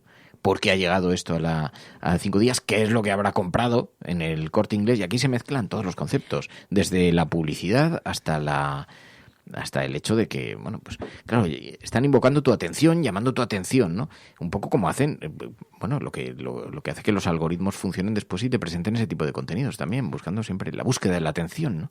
Claro, lo que pasa es que cuando equilibras en la balanza el interés informativo con, pues esta llamada a la acción, hombre, yo creo que tienes que equilibrar, ¿no? Porque al final el titular lo que tiene que hacer es resumir lo que te lo vas a contar a alguien, no generar unas expectativas para luego muchas veces defraudarte, ¿no? Porque luego le das a la noticia y dices, pero si no me has contestado a la pregunta que me estabas planteando, ¿no? Es un fraude de noticia.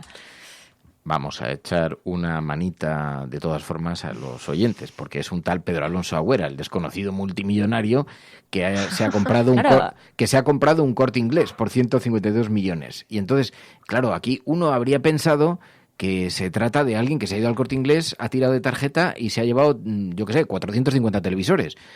Bueno, es que se ha comprado un Corte Inglés por 152 millones. En realidad es como hackear, trolear al clickbait, ¿no?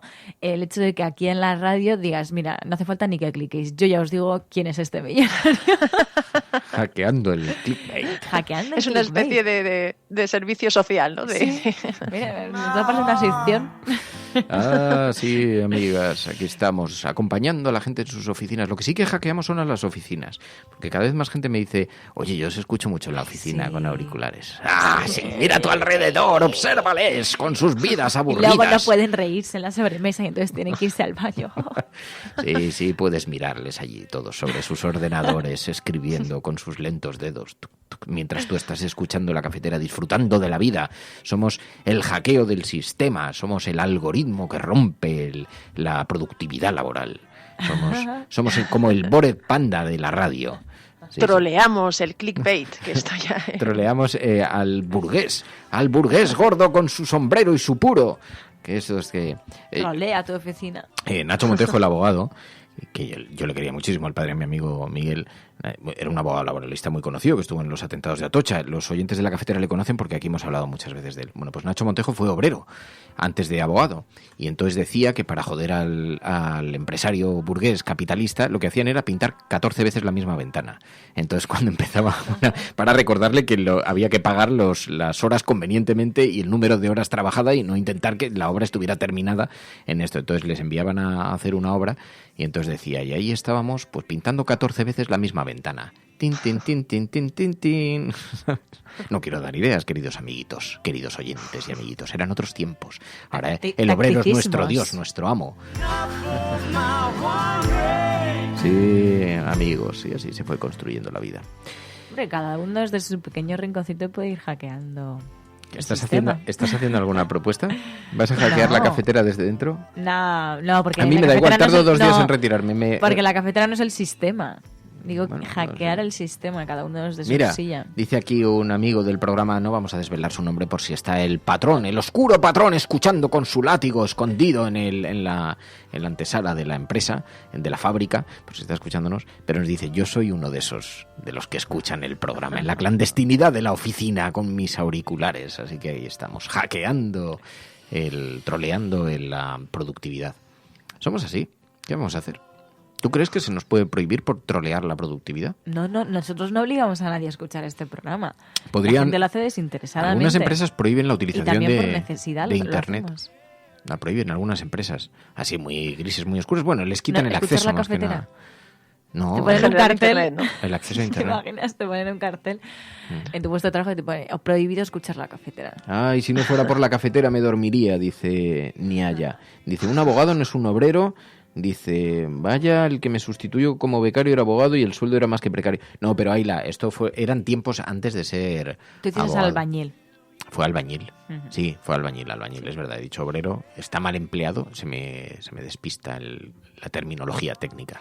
Dice Atis Futuro, me encanta esto, dice Atis Futuro, lo mejor es la tensión de que te pillen, es como que tiene ahí emoción. Atis Futuro también está escuchando, si estás escuchando esto, eres la radio clandestina, mira a tu alrededor, levanta la mirada y observa sus tristes y patéticas vidas, porque no escuchan la cafetera como tú, que estás aquí, sí.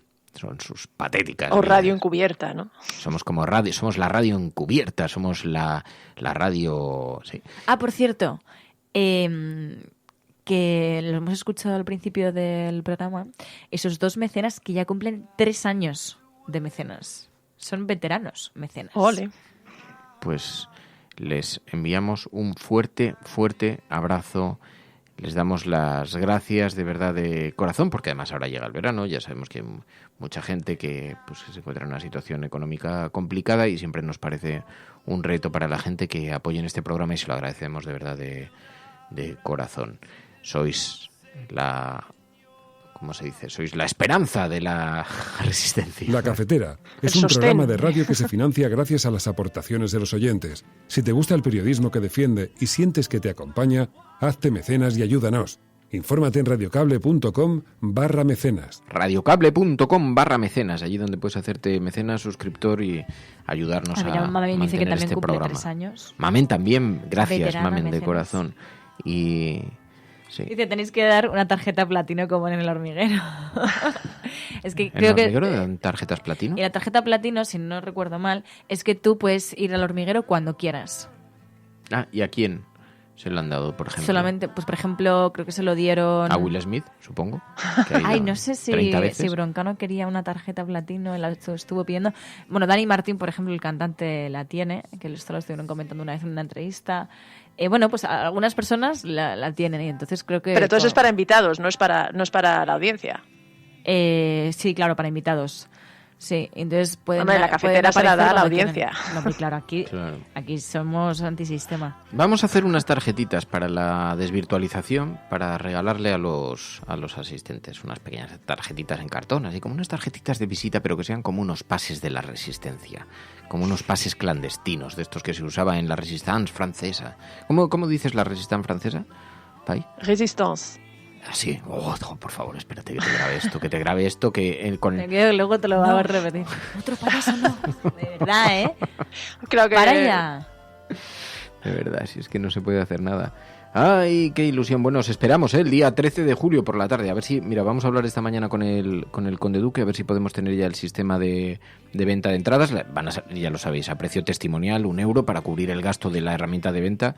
Pero sobre todo para que la gente que venga de fuera tenga asegurado su asiento. Vamos a hablar con el Conde Duque a ver si ya tienen preparada la herramienta, o en cuanto lo tengan nos lo damos a conocer, y que la podáis sacar cuanto antes y tengáis vuestro sitio, vuestro espacio, vuestra silla asegurada, y así si os venís desde fuera, que hay gente que ya nos dice, ya tengo la reserva hecha, ya tengo los billetes comprados, tengo el hotel reservado, tengo todo para ir a Madrid. Bueno, pues os falta la entrada, que tenemos que resolverlo cuanto antes. Sí, pero ya hemos visto que se preinscribieron 250 personas y hay 260 plazas. De los preinscritos, si alguien falla, pues evidentemente tal. Entonces, bueno, es 13 de julio, es en plenas vacaciones, intuimos que será una cosa bastante familiar, no vendrá muchísima gente, pero lo que sí que os garantizamos es que va a ser un encuentro que no os deberíais perder. Va a ser muy especial, porque va a ser un programa en directo donde van a suceder cosas que solo vais a vivir los que estéis allí. Y bueno, pues y que merece la pena verlo y percibirlo en directo. Va a ver que sí, os lo recomendamos de verdad. Y luego habrá actuaciones musicales y además vamos a tener la oportunidad de abrazarnos. Vendrán todos los millennials cafeteros y todos los como yo, geriátrico cafeteros. Claro, las cosas que me dices. Que todavía no ha llegado el cumpleaños. Bueno, perdona, tú sabes que yo llevo toda la vida celebrando el cumpleaños tal día como hoy, los días 4, porque según mi madre, mi cumpleaños es hoy. Dice que la ley se equivoca. Si quieres llamamos a mi madre, aunque no la llame ayer, me puso 7 mensajes, no la llamé. Mamá, hoy te llamo por todos los días que no te llamo. Y lo mismo me coge el teléfono súper enfadada porque ayer no la llamé. Pero ya sabéis cómo son las relaciones madres e hijos. Pero la llamas hoy en directo en la cafetera para compensar. Eso no sé si es motivo de más enfado o de perdón. El amor de los hijos es así. Lo mismo la pillo en la calle, o lo mismo. Nunca le he dicho además que le iba a llamar de la radio, nunca le he llamado. Es la primera vez que hacemos esto. Pero a estas horas, entre dolores, estaba dando a luz. Son las 10 menos 10. Sí, ¿cómo se dice esto? Madre cruel coge el teléfono. ¿Cruel? Entre dolores parió. Y Dios. A mí antes siempre me cogía el teléfono a mi madre y luego ya... Ahora ya no me cogen, a mí tampoco. Y eso que nunca las llamo desde la cafetera, ¿no, María? No. Sí. Pero siempre podemos... No contesta. Vaya, pues no. Pensaba que era ella. No ¿Te imaginas que se hiciese pasar por su contestador para no contestarte? Madre de Fer, cógelo. Pero fíjate que decían ahí entre dolores, dio a luz. Y entonces mi madre durante años ha estado jurando y perjurando que yo nací el día 4 de julio, hasta que un día me fui a hacer el carnet de identidad. Y entonces vi que mi cumpleaños era el 5 de julio. Y entonces me fui al libro de familia y ponía 5 de julio. Y entonces mi madre jura y perjura que a ella no, que ella dio a luz el día 4, que los médicos se han equivocado, que no tienen ni idea, que habrán puesto después... ella creo que puede dar fe de eso. Es lo que yo pensaba. Lo que pasa que me imagino que la confusión es por la hora, si fue antes de las 12 de la noche o después de las 12 de la noche. Y yo creo que tu sensación y tu percepción del tiempo está un poco alterada. La mía, por ejemplo, yo... creí que decías la mía, digo, hombre, Pai, gracias, pero no se trata hoy tampoco de humillarme, no me hagas de menos. No, pero digo, yo por ejemplo, mis hijos que tengo mellizos, en el certificado de nacimiento pone que nacieron con 10 minutos de diferencia. A mí me parecieron más, o sea... Claro. Madre no hay más que uno, salvo que seas hijo de la mujer de Napoleón. Yo creo que tú naciste el día 5 porque tú eres madrugador, más que trasnochador. Claro, entonces mi madre sostiene que fue ingresada, efectivamente, como dice Pai, el día 4, y que fue por la noche cuando se produjo entre dolores el avistamiento, el alumbrado del pequeño Berlín. Y entonces, pues hasta ahí puedo leer. Hasta mañana, que es tu cumpleaños, no te lo va a coger. Eso está porque claro, debe decir. Es que está enfadada, ¿no? Claro, enfadada hoy no es su cumpleaños. Sí. Hoy no es su cumpleaños. Entonces, como hoy no es su cumpleaños, no tengo por qué felicitarme. Al revés, ella dice que hoy es su cumpleaños. Ah, no, dice que es hoy. Mi madre dice que soy. Ah, pensaba que era al revés. Hombre, y claro, yo nací entre dolores un tal día como hoy, 4 de julio, según mi madre, según el carnet de identidad y las autoridades judiciales pertinentes, el día 5. ¿Y según tú? Y según yo... ¿Tú qué percibes? Pues tengo sentimientos repartidos, porque he decidido que después de esa agresión que me lanzaste, que me convertiste en viejo. Que es el efecto Pigmalión. Ya me dijiste que era una anciana, me dijiste... Yo nunca te he dicho eso. Bueno, sí, un poquito. Y entonces ya desde entonces me siento súper mayor. Antes, ¿sabes lo que me ha pasado, Pai? Tú sabes que yo no tenía conciencia del tiempo, Pai. Sí, no lo tenías. tenía. Me has dicho que sí que la tenías. No es verdad. Que siempre la has tenido. No es verdad. verdad. Que trabajabas con Iñaki Gabilondo. Tenía conciencia del paso del tiempo y me provocaba una cierta tristeza el paso del tiempo, porque soy consciente de que el tiempo se acaba. Pero lo que no tenía era conciencia de mi propio tiempo. Y entonces, cuando vino la joven María.es al estudio, entró por primera vez en el estudio y me soltó esa cosa tan de tarjeta de visita de buenos días, usted es un viejo, usted es un anciano. Buenos días, señor anciano. Póngase la mantita, ande, en las piernecicas. Que tómese la sopa que ahora vienen a buscarle, ¿eh? No vaya dando guerra. Pues cuando me dijo eso, de pronto me hizo viejo. Hasta entonces yo era un chaval, era un efebo, sí. Y entonces, Uno más. Y entonces uno más de la pandilla. de hecho, mis amigos, tú lo sabes, Nacho Corredor es un tipo extraordinariamente joven. Mis amigos, la gente cercana, siempre ha sido muy intergeneracional. Y pues tenía de amigos a gente como Iñaki Gabilondo, que me saca 25 años, pero jamás me reprochó la edad, jamás me puso en el lugar. Y a gente la gente como Nacho Corredor, que es de tu generación, como la mía, quiero decir, de mi generación. Ay, qué susto. la madre. ¿Verdad? La madre de Fer. La madre que parió entre dolores. No sabemos qué ha pasado, pero en algún momento ha pitado. Se está manifestando de alguna manera, Fer. Sí. Yo me preocupo. Es la Ouija, es solo los payasos de ayer, ¿no? Sí. Son los payasos. Dice Marina Abraham, Fer, por favor, eres muy joven. Si yo lo sé, Marina, si yo lo sé. Aunque el otro día dijo Berto Romero que tenía la crisis de los 40. Pero yo ya sé que soy muy joven. Pero que me Ten cuidado, Berto, si estás escuchando esto, porque esto ya te va a perseguir toda la vida. Y entonces te va a decir toda la vida. Payaso no. Es que un día vamos a cambiar los mandos. Un día voy a llevar yo los mandos. Sí, a ver, por favor, vamos a organizarnos. Organización. No, entonces yo no me sentía mayor, pero el efecto Pigmalión, y entonces ya estoy en la cama y digo, pues va a ser verdad que estoy mayor, hoy que me duele a mí la espalda. Siempre te ha dolido la espalda, Berlín, dice mi voz interior. Dice, Berlín, te dolía el estómago, la barriga, cuando estabas en clase. ¿Qué estás diciendo? No dejes que te impongan esto, no dejes que te hagan sentir mayor. No has creído nunca. No has creído nunca. Así es. Y ya está, me va pasando el tiempo. Ya ha pasado. Estás en la poscrisis, dice Atisbo Futuro. Estamos ya que lo tiramos. Tienes un problema con la edad que se te quita a los 50, dice Mamen. Pues es verdad, pues va a ser verdad. Así que vamos como para atrás. Pero si además la edad es solamente un número en el carnet de identidad, lo que importa es cómo te sientas y las ganas que tengas de seguir haciendo cosas y de seguir viviendo. Yo he intentado explicarlo, pero aquí tienes a tu amiga... Y entonces dice, sí, pero tómate la sopa. Sí, ponte la manta. Muy bien, pero con la mantita en las piernas, ¿eh? A ver si vas a coger frío y me toca hacer el programa. Aquí tu amiga. No soy tan cruel. Ya.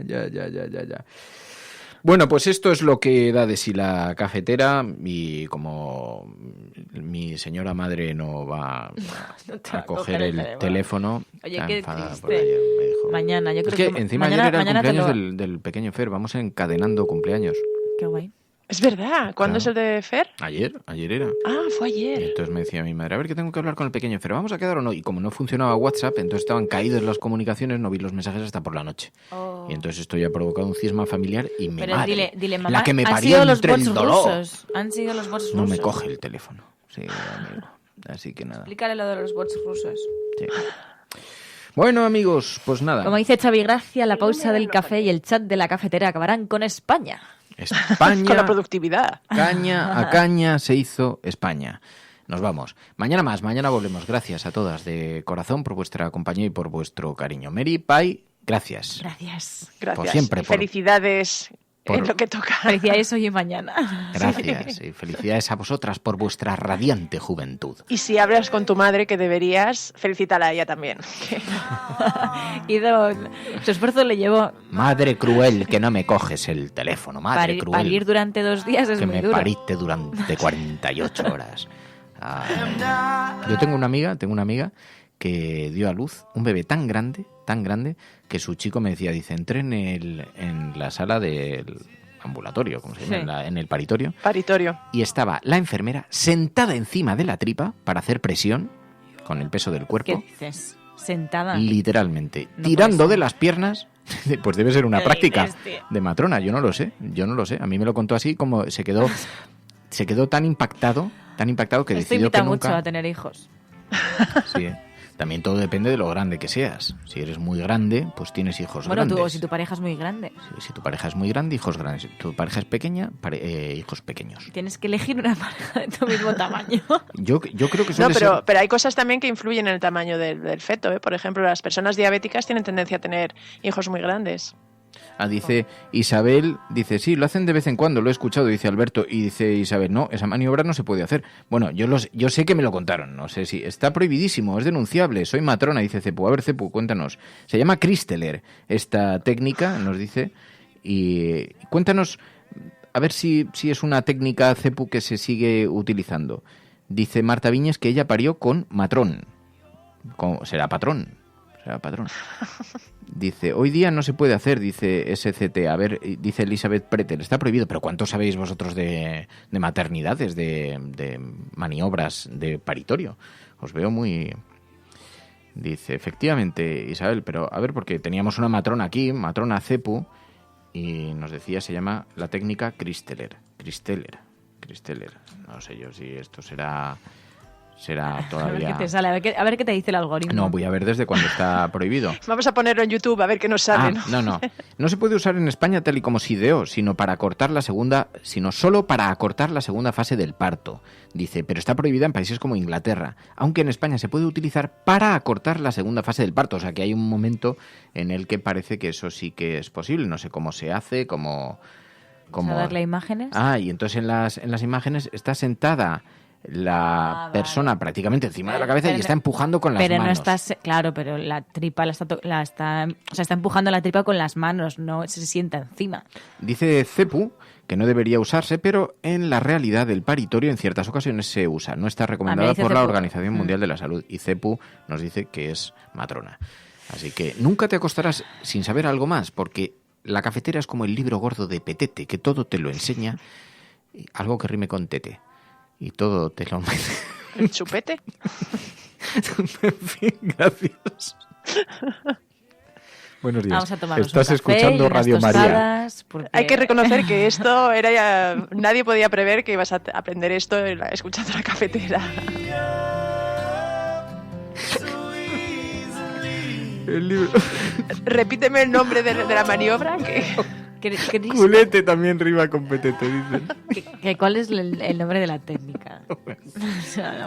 No puede mirarlo porque ya he puesto culete y entonces le hace gracia el nombre de culete.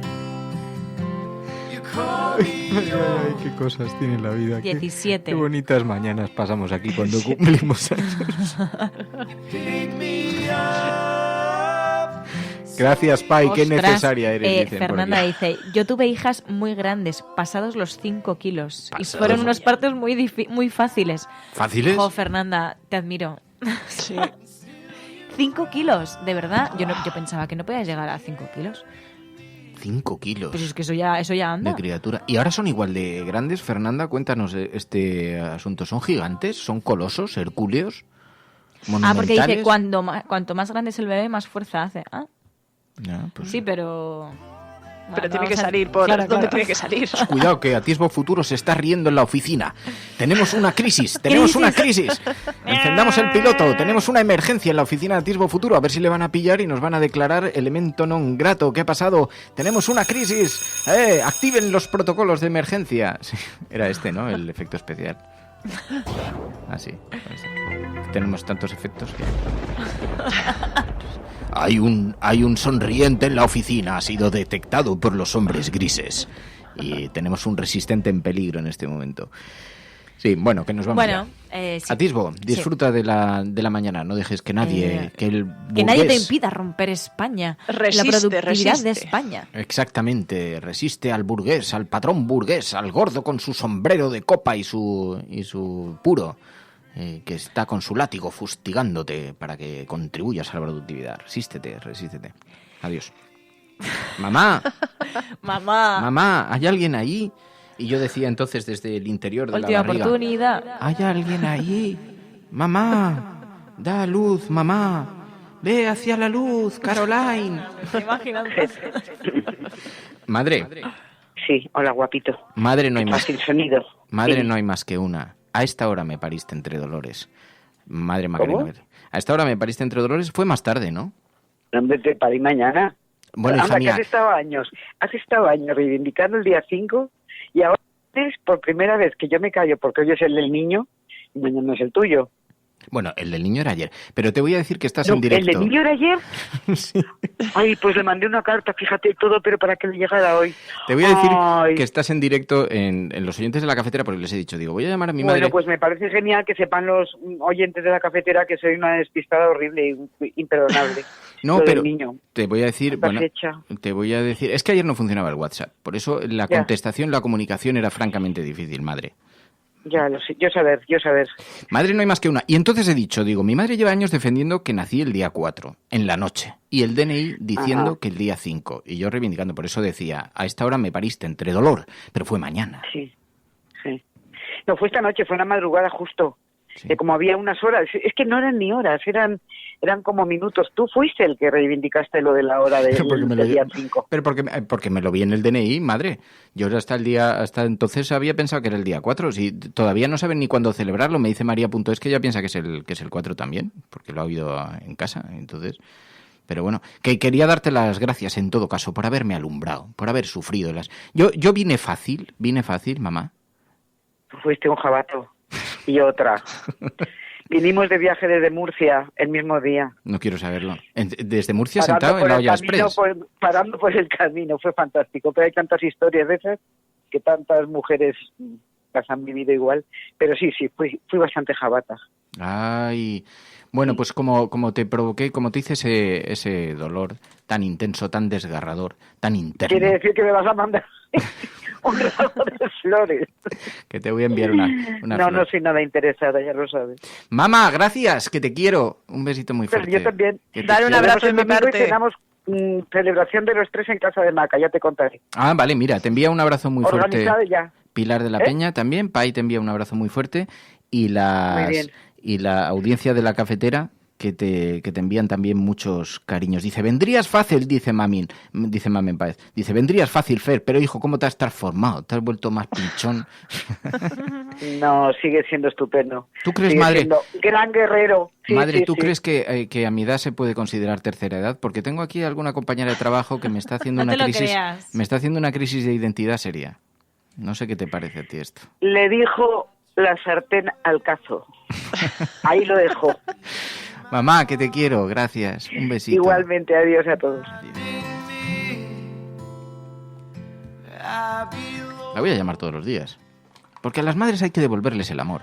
A las madres hay que darles Oye, pues una madre encantada, que... si la llamas todos los días. Yo creo que sí.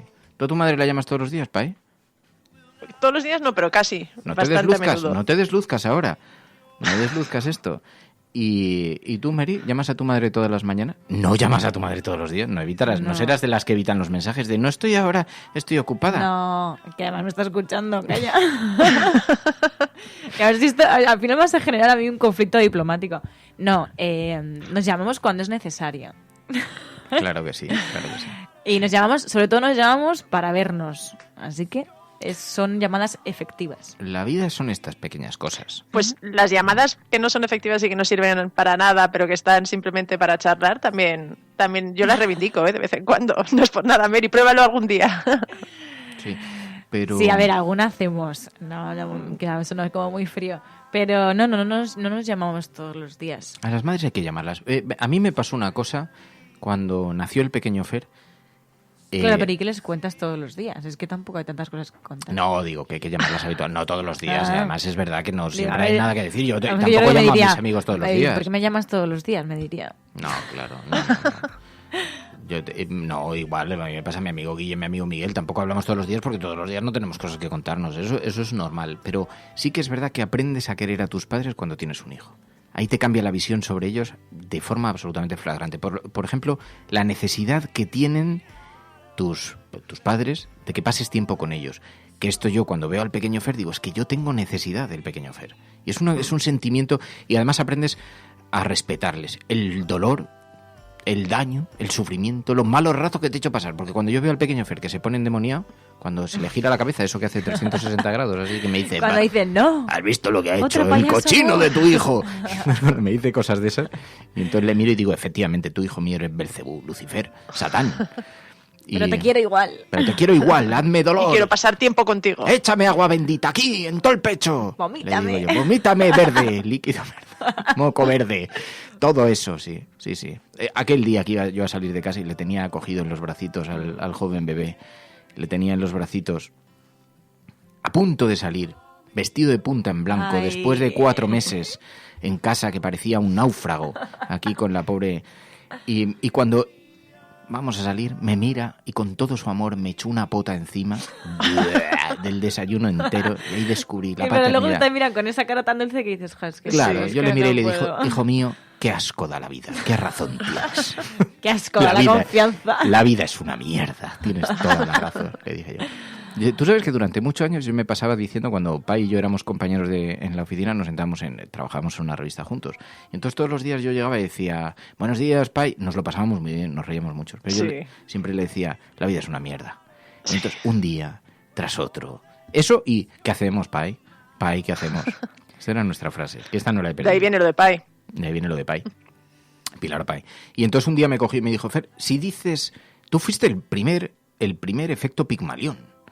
Porque me dijo... ¿Yo? Sí. Me dijo... Pero al revés. Pero al revés. Me dijo, Pai, Fer, si insistes en que la vida es una mierda, la vida va a terminar siendo una mierda.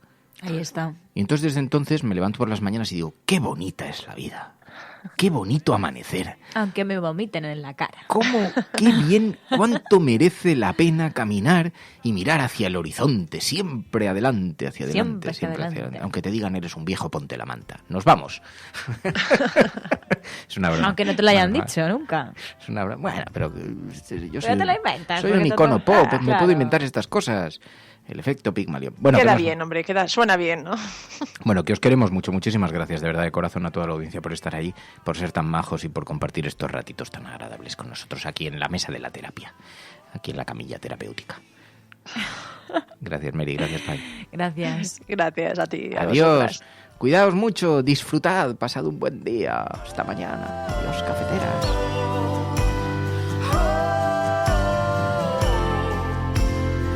La Cafetera es un programa de radio que se financia gracias a las aportaciones de los oyentes. Si te gusta el periodismo que defiende y sientes que te acompaña, hazte mecenas y ayúdanos. Infórmate en radiocable.com/mecenas.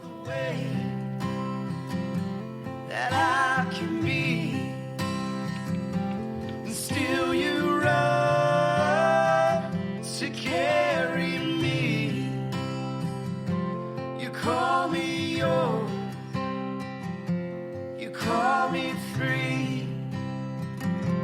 You pick me up so easily.